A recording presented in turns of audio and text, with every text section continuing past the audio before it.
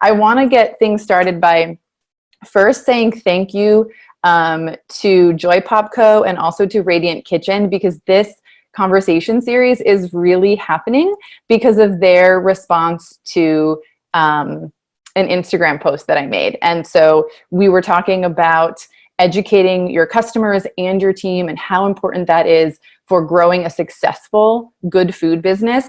And they sort of chimed in and said, we'd love a workshop on that. But I thought about it, and this topic can be so varied, right? Our businesses are so different. And I'll give you a snapshot. We have a water kefir company here, gourmet rice balls, vegan, gluten-free baked goods, a cheese and provisions business, a peach pie business, organic loose leaf teas, artisan popsicles. So just from that small sampling, the list kind of goes on. We've got caterers as well, a restaurant. Every one of you is a little bit different, and you probably have different questions, different concerns, different things coming from your customers and also happening within your staff. I wanted to sort of present a bit of information, touch on a few things, and then open this up to really be as much of a conversation as possible.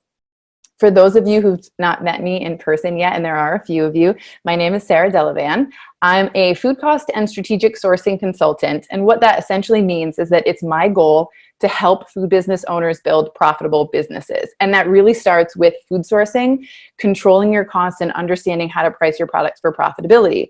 So when we talk about food sourcing, I talk about it in a very strategic sense. And the importance of educating customers and staff came up for the first time for me when I worked for a catering company here in Los Angeles called Heirloom LA. If you're not familiar, they are a really large catering company, and they are really dedicated to sourcing local, seasonal, sustainably raised and grown foods to their clients. But they brought me on board because they weren't hitting the mark. They weren't really able to achieve that goal 100% of the time. And what I found was, as a catering business, and some of you may know this, you've got a sales team up front that's selling menus for 6 months down the road, 4 months down the road, whatever it might be. And that sales team was not educated about the preferred sourcing standards, seasonal ingredients, and how to put together a seasonal menu for the event date. So our first objective was to educate the staff, and we'll talk a little bit about how we did that. And then as the menu started to change, and as conversations between our sales team and our customers started to change, we very quickly realized that we also needed to educate our customers. So here are the main topics that we're going to cover today in these slides. And then I want you guys, of course, to chime in by raising your hand. I'll unmute you, and you can ask your question. If you don't want to be unmuted and you just want to submit a question, there's also like a question submission button, and you can type your question in for me. But we're going to talk first about why education is so important. We're going to talk about 3 common issues and concerns that good food businesses often face. And then we're going to talk through a couple of tips for educating customers and staff. So here's a preview, and hopefully this is showing up on your screen well. Here's a preview of the 3 issues and concerns that I'm going to address. So if this doesn't address something that you have on your mind, go ahead and submit that question, or be ready to raise your hand later on in the conversation.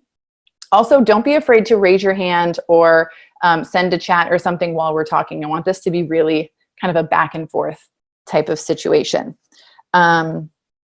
Let's see. I think I've covered all of the basics. So common issues and concerns. Let's start with the importance of education. We're going to dig in here. Why is education so important? The bottom line, education is the difference between someone spending money with you or not. So your ideal customer needs to be educated and know that you can meet their needs. And your general target market needs to know what you offer and why it's important. If they don't know these things, they're typically not going to buy from you, because there's going to be some sort of roadblock standing between them and your product. Internally, an educated team means that they can have positive client communications when customers have questions, doubts, or concerns. So if your team is not able to make your ideal customer and your general target market understand those first two bullet points, again, your client is less likely to open their wallet and spend their money with you. Also, and this is something that's not typically thought about, educating your staff, and this goes for your front of line staff and also your kitchen staff, improves the passion, the care, and the pride inside the kitchen, which leads to lower waste, I've seen, which means cost saving potential, and production benefits. We'll dig into how that happens and what that looks like in a later slide, but these are things, essentially we want our customers to buy from us, and we want our team to be prepared to have conversations to help our customers understand what sets us apart, why they should be purchasing from us, and to answer their questions, very easily. Okay, the 3 common issues and concerns. The very first one is high prices. So I'm coming at this conversation from the angle of you all being good food businesses. So that might mean that you source sustainably, maybe you source locally, maybe you source seasonally, maybe you source certified organic across the board, maybe you're importing things from Italy and you have the best products from that location. Whatever it is, you've got a lot of care and pride into the ingredients that you're buying and how they're prepped. And that can sometimes translate into higher costs than maybe some of your competitors, or maybe what people are used to spending. So one note I want to make is that you've got to be crystal clear on who your target market is and what price points are right for them. If you're completely priced out of what your market can afford or what they can reasonably spend, education alone is not going to get them to spend their money with you. So it's sort of a two-way street. An example here, $5 may be the price ceiling for your taco. Education alone won't get you to be able to sell a $10 taco. That's a real life example from a client of mine. I'm going to use them again later on in the conversation. They've got a taco truck in Kittery, Maine. They know that the price ceiling for a taco is about $5 each. They also know that to have a filling meal, their customers are going to need to buy at least 2 tacos, maybe 2 tacos and a side.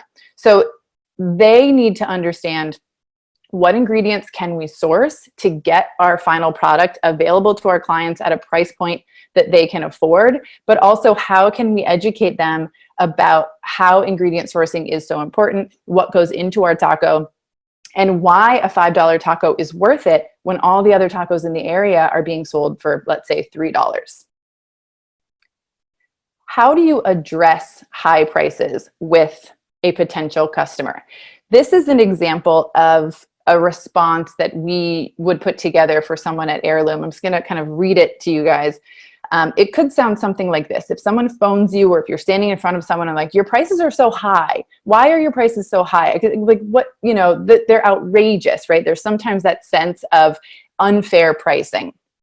Your response could be, we take great care in sourcing the best ingredients at the peak of flavor from local farmers. They're free of pesticides and chemicals of any kind, and sometimes that comes at a higher cost than conventional grocery quality ingredients. We believe our prices are fair and are no higher than necessary to help us build a long-term business. We believe that you'll be able to taste the difference in our product and know that you'll join us in supporting local farms if you decide to become a customer. Now, obviously, you want to stay on brand with whatever message you are communicating to your clients. So this is just an example, but I think the important things to point out here are clearly stating why your prices are higher than a competitor, or why they might be higher than a competitor. It could be the ingredients that you source. It could be the time and the care that you take in putting together the products that you create. It could be a combination of both. So as we go through, I'd love to hear, or if anybody has a situation where someone has come to them and said their prices were too high, would love for you to raise your hand and let me know, and I can, somebody raised their hand. Elizabeth has a comment, so I'm going to allow her to talk. Hey, Elizabeth. Oh. Hi, can you hear me? Yes, I can. Okay. Yeah, we actually just raised our prices a little bit, and it's a 15% increase, which is the first time we've raised our prices in 3 years that we've been doing what we're doing. Okay. But I've gotten a lot of feedback from people who were coming to our events that have said, "Oh, I'm priced out." So I'm curious as to, what do you do when then you're losing customers? And I've just like I need to be able to make ends meet though. Yeah, it's a great question. So the one thing I want to say is that, and it kind of goes back to, if you have a $10 taco and your client can only afford a $5 taco, education sometimes might not be enough. So step number one, and I'll kind of answer your question after I state a couple of things, and thank you for your question. Step number one is really understanding both the demographics of your ideal or target clients, and how much the product is worth to them. But also, right, like you're saying, you also need to make ends meet. You need to charge what a seat at your dinner table is worth. That person may just not be your target client. And I know that's not the answer you want to hear. But later on in the slides, one of the things I talk about is that you will potentially lose customers or have people that are going to walk away from you. But those who really get it and understand what you're doing and why you're doing what you're doing, they'll double down on your business often. I think something that you could do, so for anyone who doesn't know, Elizabeth owns a business called Ampersand Dinners, and they are these amazing networking dinners with beautiful food that's locally and seasonally sourced and prepared by an amazing chef. And the tickets are, in my opinion, really reasonably priced.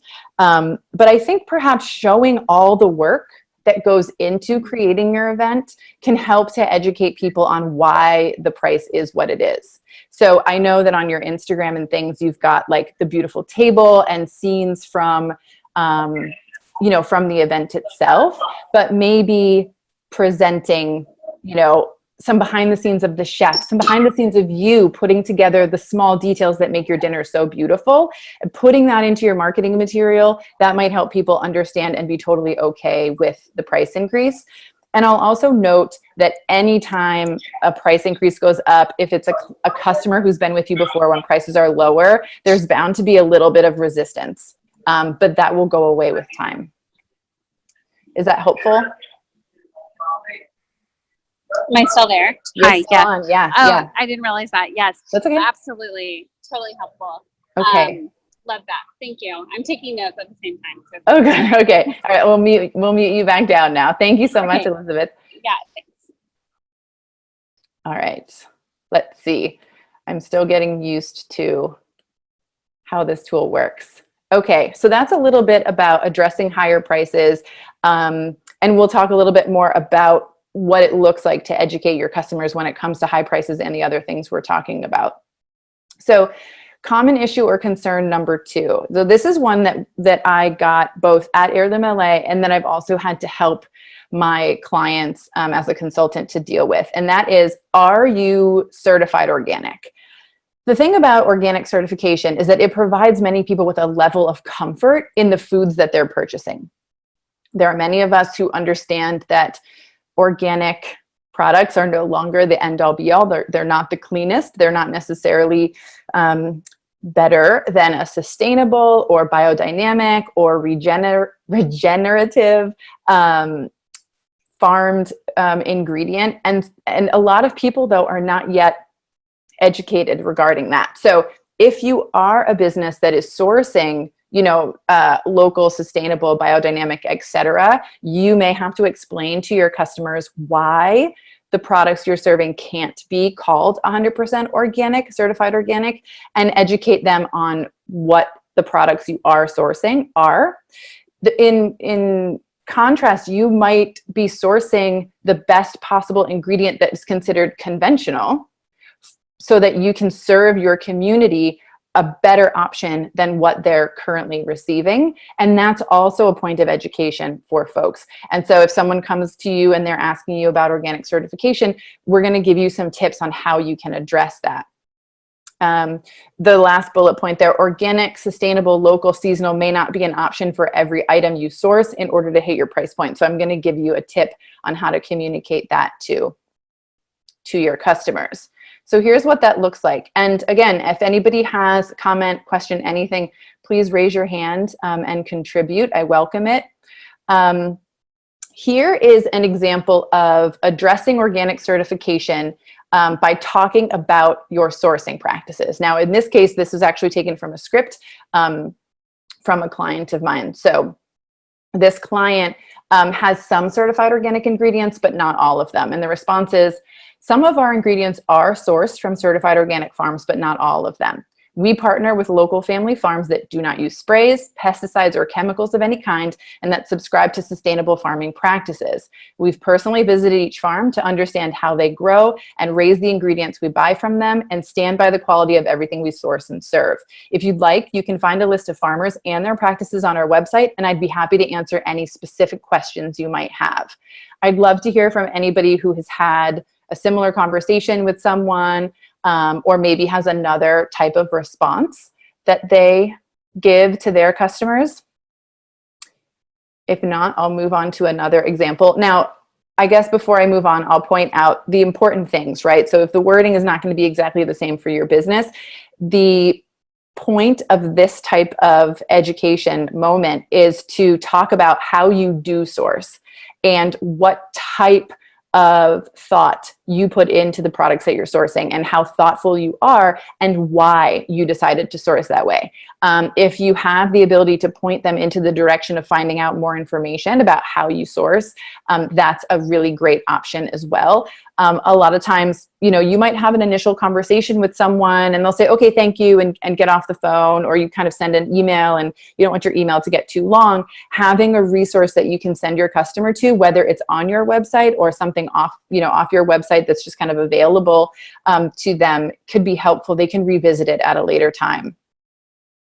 This is an example where the client talked more about specific, oh, there's a typo in there, specific ingredients, and makes suggestions. So someone asks, are your ingredients certified organic?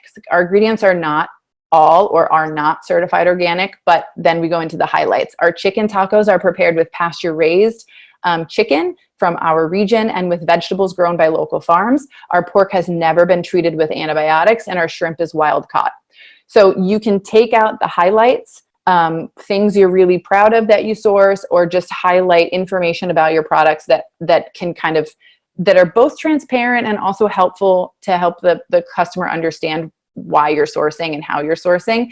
And then you can finish by saying, we appreciate your interest in how our ingredients are grown and raised, and I would recommend the shrimp, the chicken, or the vegetarian taco for you. So you've given them some information, and then you're pointing them in the direction of what the items on your menu or what products on the shelf of yours most fit the type of product that they're looking for. Anybody have anything to add? Questions or comments or anything you want to share regarding how you might have dealt with, or any kind of specific questions about organic certification or product quality? We've also, well, I'll get into this in the next topic. They sort of blend together.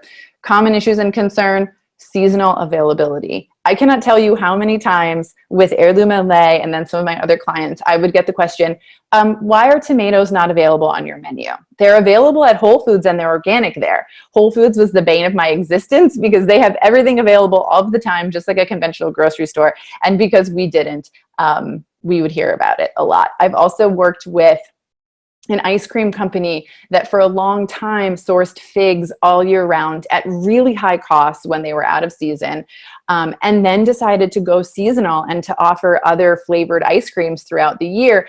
And her long-term clients were really upset that their favorite flavor, fig, was unavailable for a fairly extended amount of time. And so we had to address this with a number of her clients. I want to point out that when you're talking as a business owner, when you're talking about seasonal availability or even the quality of your products, it's easy, often easier for you than it will be for your team, especially the front, that frontline team, whether they're, your catering sales team, or they're standing at your market table, or wherever you've got customer facing team members. That can be a flustering kind of situation, right? They're getting drilled with questions. They might have a line of people. They don't want to lose the sale. So having a planned script is really helpful for those members of your team. And also having a plan to elevate the call to someone else, even if it's someone at the same level as, the sales member or other member of your team. Having a plan to pass someone off and giving key tips for making that transition can be really helpful. Sometimes it just takes another type of person, another tone of voice, a second person to kind of back up what you're saying about your menu or about your products to ease the concerns of a potential client. Here's an example of how to address seasonal availability. This was taken from a restaurant that does catering events. And there was actually a woman in this case who really, really, really wanted a tomato burrata salad in December. And we weren't willing to provide that. So we source all of our ingredients according to our local seasons. I know it can be strange to see something in the grocery store. She literally pointed out the Whole Foods of tomato availability and not on our menu. But our mission is to create the most delicious dishes, and to do so by sourcing ingredients locally and according to the seasons to support our local economy. We don't purchase ingredients grown, raised, or caught more than X number of miles from our kitchen. If that's something you have in place, I think it's a nice point to add in there. I understand that you're interested in our tomato and burrata salad. I think you'll really love our persimmon and mozzarella salad with seasonal greens. So things to point out here, talking about what you do rather than just saying, no, we don't buy tomatoes in December or November, is you say, here is what we do, and have it be a very positive response, and then offer a substitution that's very similar to their first request. But and you could even pump up how really delicious it will be because persimmons are in season. This kind of goes back to Elizabeth's question a little bit. It is possible that seasonal restrictions or increased prices will turn some potential customers away. I've seen it before with a number of my clients where, saying that we simply, we don't source salmon outside of salmon season, and we understand that that might be disappointing to you. Here are the other fish options we have. That customer wanted salmon, and that customer is going somewhere, well, they'll serve her salmon. And sometimes it's really hard to stand your ground. Sometimes it's really hard to face that customer who really wants fig ice cream and is going to walk away from you. But there are other customers, I promise you, that will double down and become even more loyal to your brand because of what you're doing and because the work and the food that you're creating is really mission driven. And we saw that as well. So as soon as one customer walked away because they couldn't get salmon, another customer said, oh, wow, I never realized that was, something I should be thinking about. And I'm so thankful that you educated me on that. And yeah, let me know of what other options I can have. And I can't wait to tell everybody at my dinner party, about this dinner and why we're not having salmon. So when you find the right people, when you're talking to your ideal customers and your target market, the conversation is easier. But changing people's buying behaviors and how they think about food and food availability is not necessarily an easy task. Anybody have any sort of seasonal tidbits, any questions, comments? Okay, just kind of checking my raise your hand tab and the comment question tab. So when we talk about educating customers and staff, how can you do it? When we're talking about customers, marketing is obviously a really big opportunity. So something I mentioned when Elizabeth posed her question, the marketing can help support a price increase or your prices in general. When people see regularly different aspects of how your business operates and what it takes to create the most amazing teas. I've seen the tea company that's on the call today. Their teas are gorgeous. The information that they provide, I mean, I would spend whatever they wanted me to spend on their teas. And that goes for many people on the call today. So showing that, showing the behind the scenes, really talking about, for example, where your strawberries come from, or why your milk is sourced from the local, farmer, or why you're choosing raw dairy over pasteurized dairy. Talk about those things. And it's not going to happen overnight. People's opinions and buying decisions aren't going to change immediately. But over time, they're going to understand and they're going to be willing to pay that higher price if they can. So your general marketing, your promotional materials, and your website, having a list of farmers you work with, or talking very clearly about your mission, anything you can put on the website that you can point people to, or that they can discover about you while they're considering purchasing from you is, I think, really important. Social media activity, so that goes back to sharing your story. And I'm going to dive a little bit deeper into that with one of the questions that I've already received. And then one-on-one interactions. So educating customers can happen face-to-face. It can happen over the phone. It can happen via email. It can happen via Instagram as well. It can happen one-on-one in a lot of different ways. And I encourage you to not get frustrated by people asking you questions. Have a positive attitude about it and say, this is someone that I have the opportunity to educate and inform and get them to buy both my product and from other really good businesses within the industry. So I know it can be taxing from time to time, but if you can really harness and the energy and stay really positive, it will work out for you in the long run. I know it. When it comes to educating your staff, and we didn't really address these in the slides we've gone over so far, education is key. So when you're onboarding someone for the first time, I encourage you to share whatever marketing materials, website information. I remember when I got hired at Heirloom LA, they had this very detailed bit of information about every farmer and what they source from the farms and how they grew. And that was helpful background information for getting people to understand where their ingredients came from. You also want them to know the what and the why of your sourcing standards. You want to give them talking points and scripts. Don't overwhelm them with it, but have this information available that they can digest and kind of put into their own words if they need to, and if they don't want to go verbatim, and also have a higher level internal resource that they can come to with questions.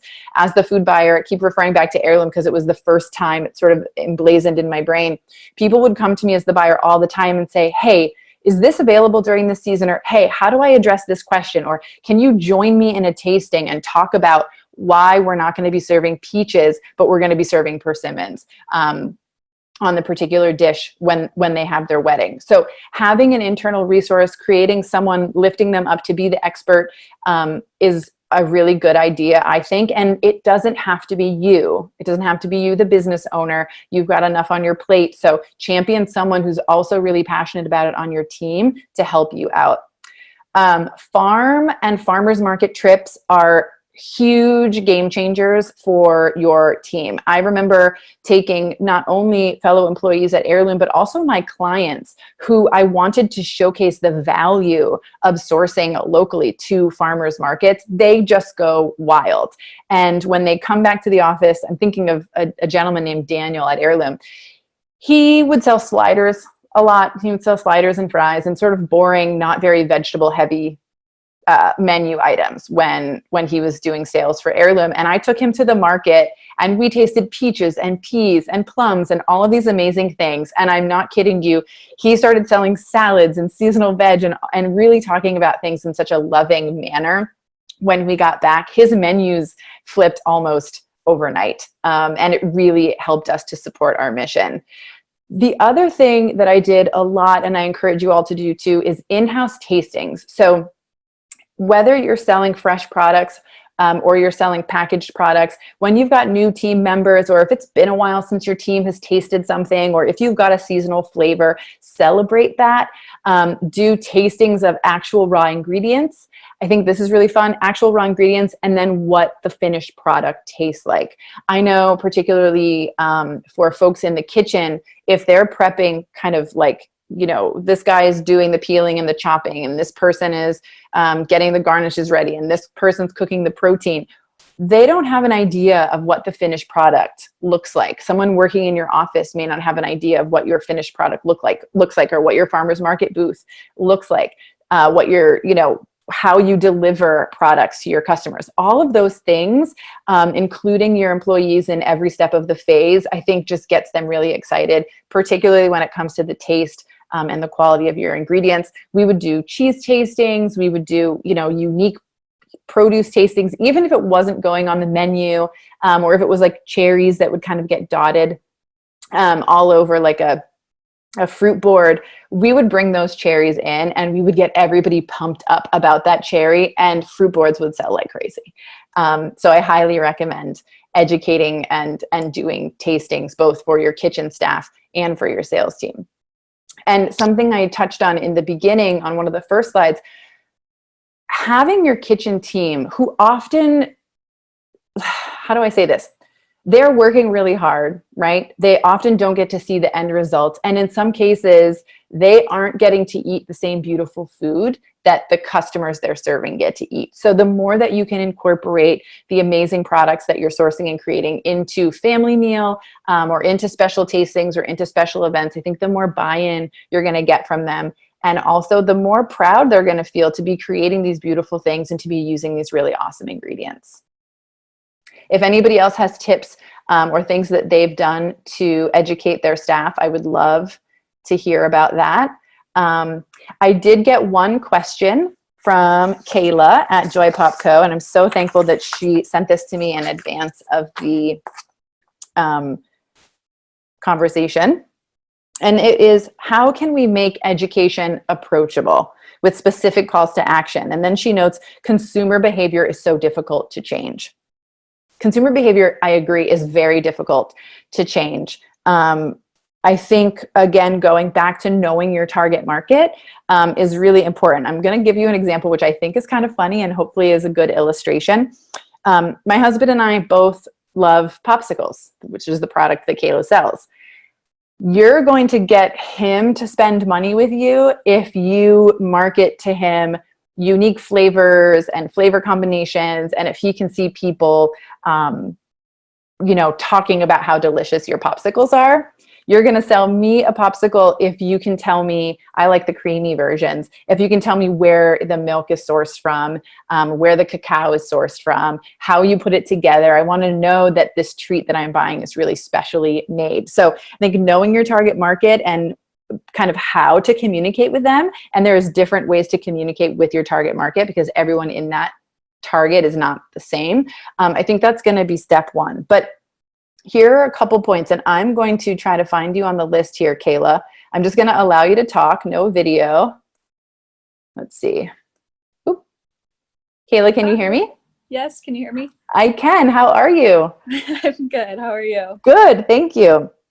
So I loved this question. And like I said, my husband Nathan and I are very different. And although he's kind of resistant to spending money on anything, but you'll get him with flavor for sure over like quality and stuff like that. Because I think for a lot of people, food is enjoyable, and food is when you're buying it outside of the home, or if you're buying, a product that's not like essential to your day-to-day life. If you think that it's a treat, it can be more difficult to get people to buy it, or to spend money on those things and really treat themselves. So I had a couple ideas for you. One was to identify what sets you apart. And that for you, for example, would be your ingredients, right? So you source local and you source seasonal, and I know that you source at like peak of flavor. So I think illustrating that to people, the what, the why, the who, and the where is going to pique their interest. And it's not going to be like, you should be buying strawberries from this farm. It's going to be like, look how delicious these strawberries are. Look at this man or woman who grows these strawberries, and tell their story and give them a connection to the food and lead them to making their own conclusion about changing the way that they shop for their food or for their popsicles based on that. You can also, like I was suggesting to Elizabeth, show process and quality, right?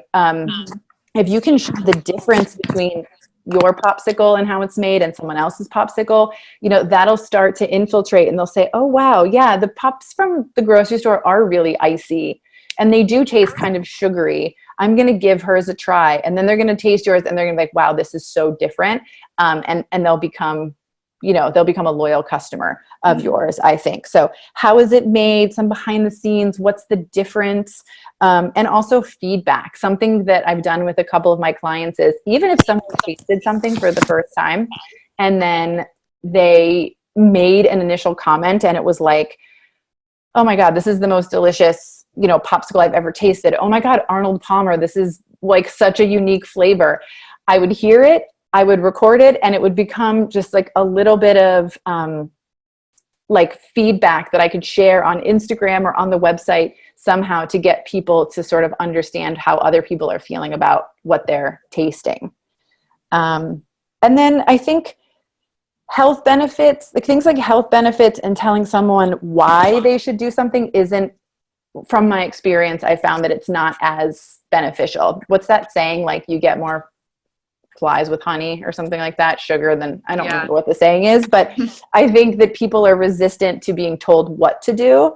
But if we can entice them with education, that can convert people. And then you sprinkle in the important stuff like global warming and antibiotic resistance and pesticides and how harmful they are, and kind of educate people here and there, but don't have that be your primary mode of educating and sort of call to action.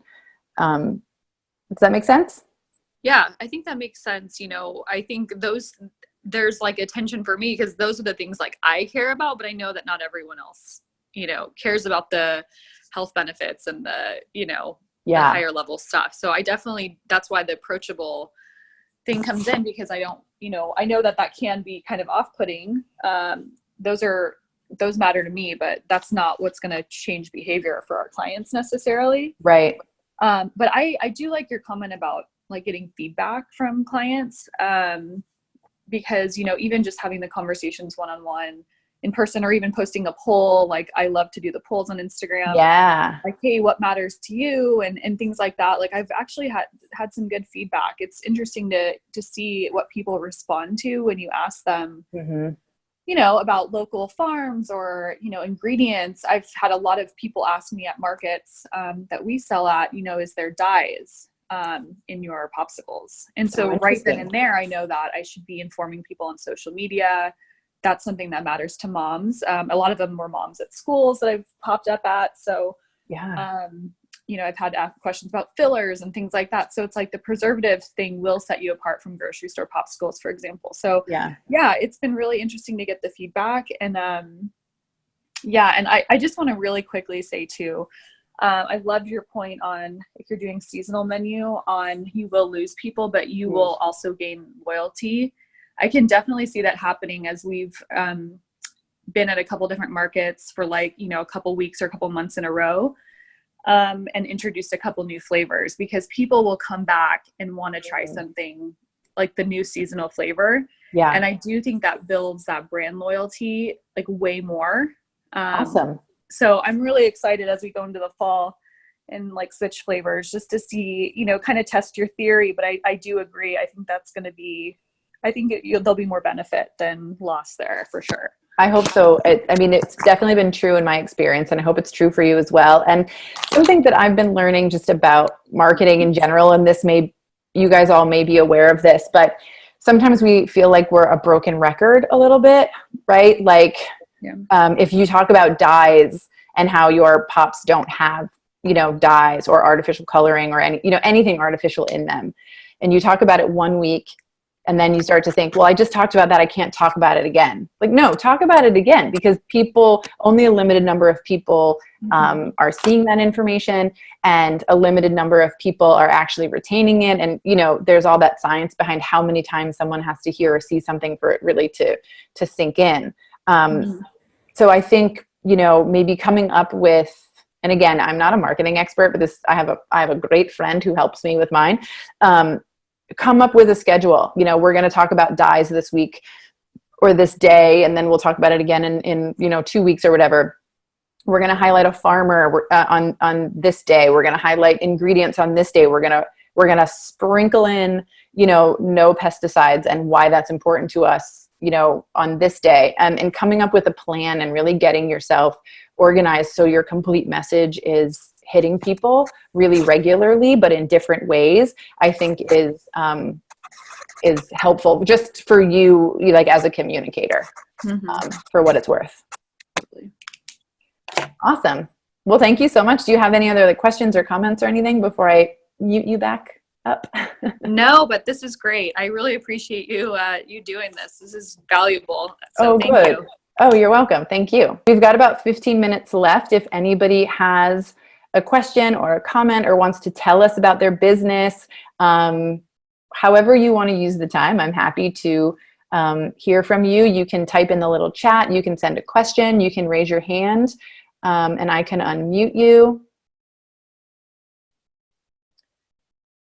Otherwise, I wanted to let you know that as a special thank you, I'm going to be sending everybody today a few resources. A free food sourcing guide. If you've already got your food sourcing outlined, that's amazing. This free guide will also help you to kind of put it all down in words and get it organized for your team. So as sort of a step one in communicating to your staff, I think that the guide can be helpful. If you're wanting to make a change in how you source, or if you're wanting to organize the ingredients that you source, the free guide will also provide what I think is a lot of great information to help you do that. And then you'll also get a discount code. You guys were so kind to join me in my very first webinar conversation and kind of work through the kinks with me and the tool. So 25% off of any of my online workshops. There are 2 currently on the website right now if they're of any interest to you, and there'll be more coming in the future. And I welcome any and all feedback, both about the content and the format. Oh, Martha just said to everybody, Retail Ready is such a great course, and that's how she connected with me. So thank you. Thank you so much for that. And then I got another question. So Jessica is asking, I'm a new business. What do you recommend as the first step of sourcing? So that's an amazing question. And the very first step of sourcing is to identify how you want to source. So do you want to source? Do you want to be able to say everything is certified organic? Do you want to be able to say that everything is local or seasonal or sustainable? Outline that and then go from there. So Jessica, you're going to love the free seasonal guide or the sourcing guide that I'm going to send you, because it's literally going to take you step by step through the process. If you already have, maybe I can unmute you. Let's see. If you already have your, let's see, where is she? There we go.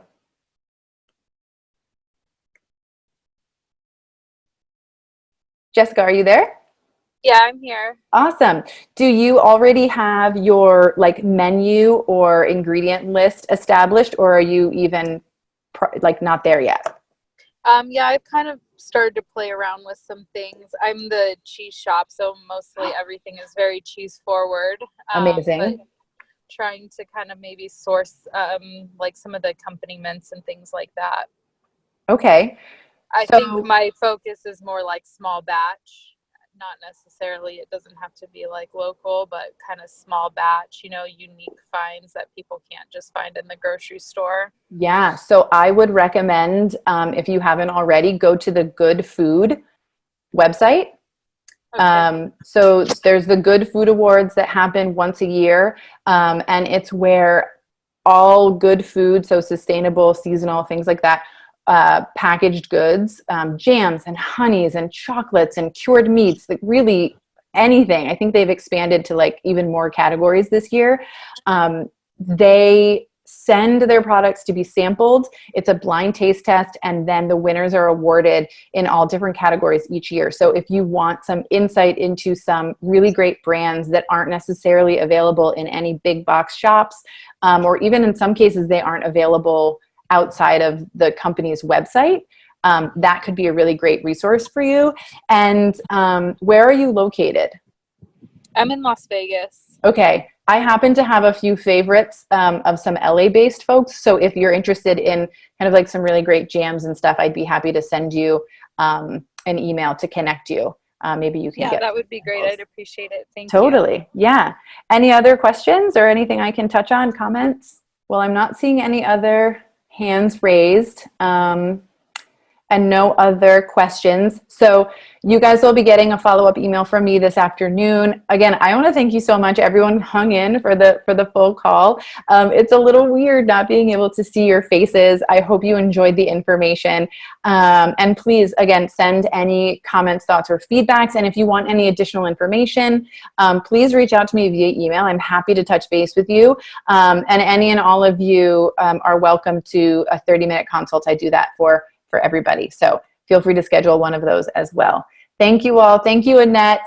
I hope you have a great day, everybody. Bye-bye.